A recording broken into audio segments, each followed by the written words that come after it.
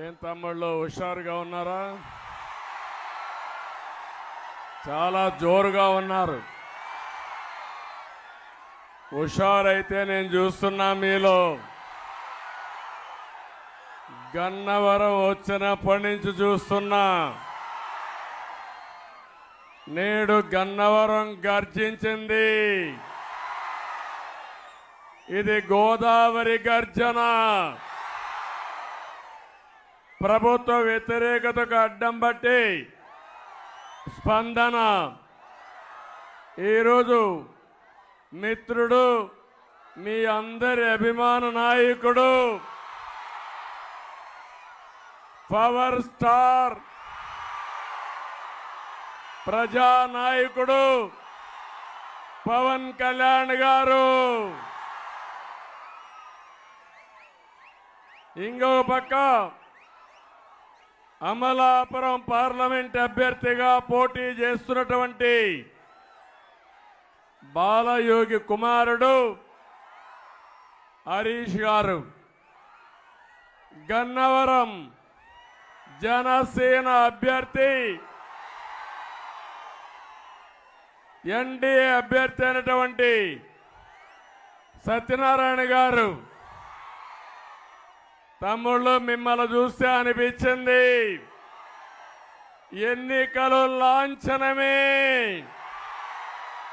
మనమే గెలుస్తున్నాం. మన ఆడబిడ్డల స్పందన చూశాను. వీర వనితలైతే ఎప్పుడెప్పుడు పోలింగ్ వస్తుందా, గాజు గ్లాసుకు ఓటేసి, గట్టిగా ఓటేసి తద్వారా జగన్మోహన్ రెడ్డి గుండెల్లోకి పంపించాలని మీరు చూస్తున్నారు. ఇంకో పక్క హరీష్ తెలుగుదేశం సైకిల్ గుర్తుకు ఓటేసి ఇద్దరు కలిసి రాష్ట్ర అభివృద్ధికి సహకరించే విధంగా ముందుకు పొమ్మని మిమ్మల్ని కోరుతున్నాం. ఒక ఛాన్స్ నమ్మి మీరందరూ కూడా ఓట్లేశారు. ఈరోజు మిమ్మల్ని చూస్తున్నాను. మీలో ఒక బాధ, ఆవేదన, ఆక్రందన, అభద్రతాభావం ఉంది. నేను పవన్ కళ్యాణ్ గారు ఇక్కడికి వచ్చింది మీకు ఒక భరోసా ఇవ్వడానికి వచ్చాం. మీ జీవితాల్లో వెలుగులు నింపాలని వచ్చాం. ఇది తప్పకుండా సాధిస్తామని చెప్పి నేను మీ అందరికీ విజ్ఞప్తి చేస్తున్నా.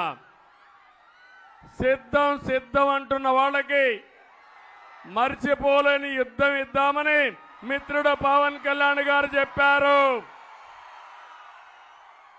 దానికి మీరు సిద్ధమా తమ్ముళ్ళు, ఆడబిడ్డలను మిమ్మల్ని అడుగుతున్నా.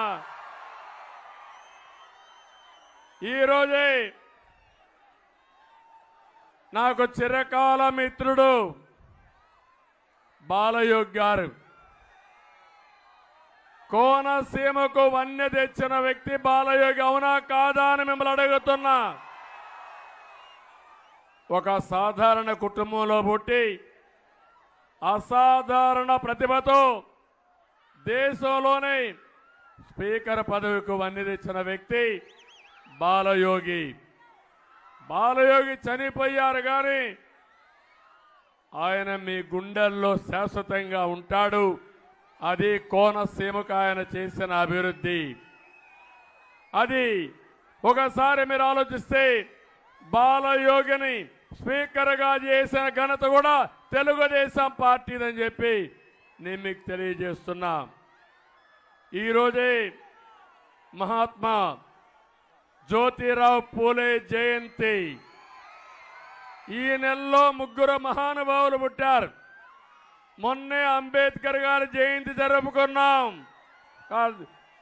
మొన్నే జగజీవన్ రామ్ గారి జయంతి జరుపుకున్నాం. ఈరోజు జ్యోతిరావు గారి పూలే జయంతి జరుపుకుంటున్నాం.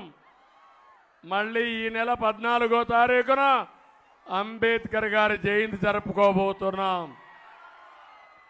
ఈ ముగ్గురి నాయకుల సాక్షిగా ఇక్కడ హామీ ఇస్తున్నాం. బడుగు బలహీన వర్గాలకు న్యాయం చేసే బాధ్యత మాదని మీ అందరికీ హామీ ఇస్తున్నాను. ఈరోజు ఒక్కసారి చూస్తే బీసీలకి ఒక డిక్లరేషన్ ఇచ్చాం. ఈ డిక్లరేషన్లో బీసీల తలరాత మారుతుంది.